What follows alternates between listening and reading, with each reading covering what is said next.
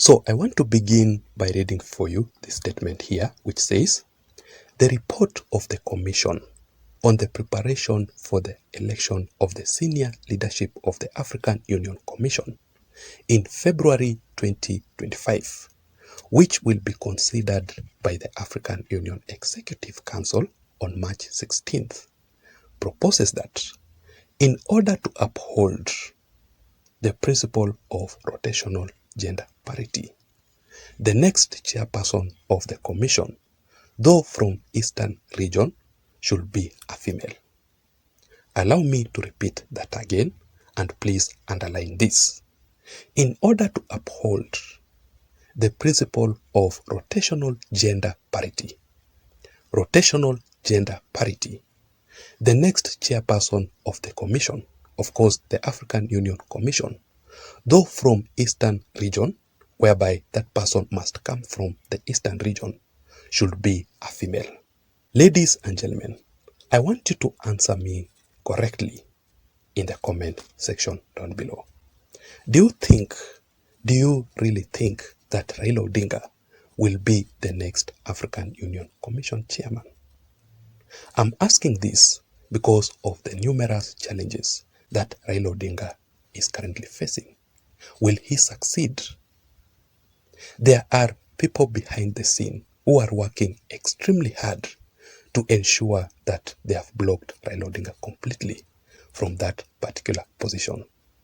And as we speak, there are several proposals that have already been tabled to block all the male candidates from contesting in that position. Therefore, Raila Odinga will be unlucky if these proposals will go through.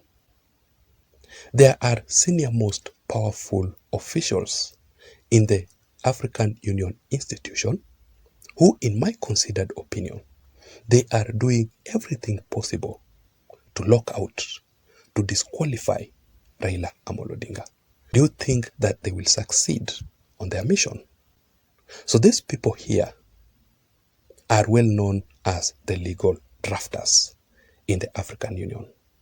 And these legal drafters are coming up with numerous proposals, which I will explain to you in this analysis also. And they want to ensure that Raila Odinga will not make it to the African Union Commission chairmanship election. Like for example here, they are proposing on a gender rule, whereby only female candidates, the competent female candidates, will run for the upcoming African Union Commission elections. Therefore, they are demanding that Raila Amolo Odinga must step down. Raila must step down for the female candidates. Do you think that Raila Odinga will accept to step down? Of course, Raila Odinga will not have any other choice if the decision will be made. It will be the final decision, whereby it will be made through a consensus of the African heads of state. Allow me to read for you this article also, which says why Raila Odinga could be locked out of the African Union job. It proceeds to say that Raila Amolo Odinga faces a fresh hurdle in his bid to be the next African Union Commission chair, with legal drafters at the institution proposing that only female candidates can run in the upcoming elections. Is there any female candidate who has been endorsed, who has been fronted so far? Of course, yes. There is the former Somalia Deputy Prime Minister and also the Foreign Minister by the name Fawzia Adams. And when you follow up on this matter very keenly, you will come to understand that Raila Amolo Odinga is being rejected in the African Union Commission. So the question here is, why is Raila Odinga being rejected? Why are these leaders, these officials, making some proposals to block Raila Odinga completely from that position? Ladies and gentlemen, please join me in this particular analysis as I explain to you in details the secret truth behind all these issues. But before that, just a quick reminder that if you are listening to me and you haven't subscribed, I'm requesting you to please just take a second or two and subscribe to this channel. You can also give this video a like so that YouTube can automatically recommend this channel and this video in particular to reach out to others so that we can grow. And to my returning subscribers, I really want to appreciate you also for your continued support, because without your support, this channel cannot be where it is. And that is exactly why I don't take the support for granted. Please activate all the notifications in this channel so that every time I upload a video here, YouTube will send you the notifications. And you can do that by simply pressing the notification bell down below. Having said that, now let us go straight into the details. Why do you think Raila Odinga is being rejected by the AU officials? Number one, it is because of Raila Odinga's bad political history.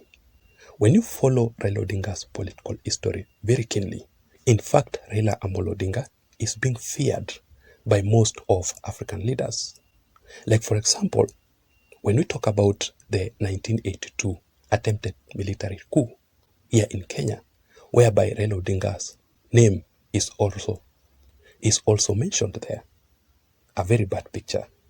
The demonstrations, the street protests that Raila Odinga always conducts every time he loses an election, the rallies that Raila Odinga conducts across the country, the 2008 post-election violence. These are the kind of issues that most of leaders across Africa are not ready to support Raila Odinga because they fear Raila Odinga because of his bad political history. Number two, it is because of Raila Odinga's enemies. I want you to realize that a majority of these leaders here who are rejecting Raila Odinga, most of them are not new to Raila Odinga. They have worked with Raila Odinga even when Raila was the African Union High Representative of Infrastructure across Africa. So they know Raila Odinga very well. They know Raila Odinga's performance.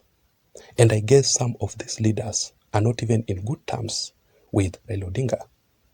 And it is time for their revenge. And that is why they are orchestrating, they are crafting all these proposals to block Raila Odinga from that position. And finally, the political interest, whereby most of these leaders here are not really satisfied with Raila Odinga's leadership.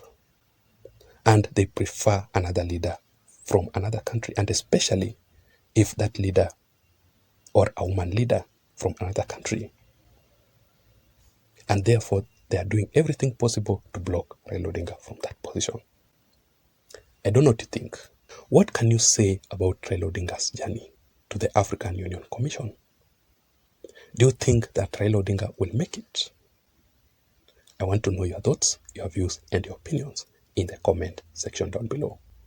Otherwise, please don't forget to subscribe to this channel.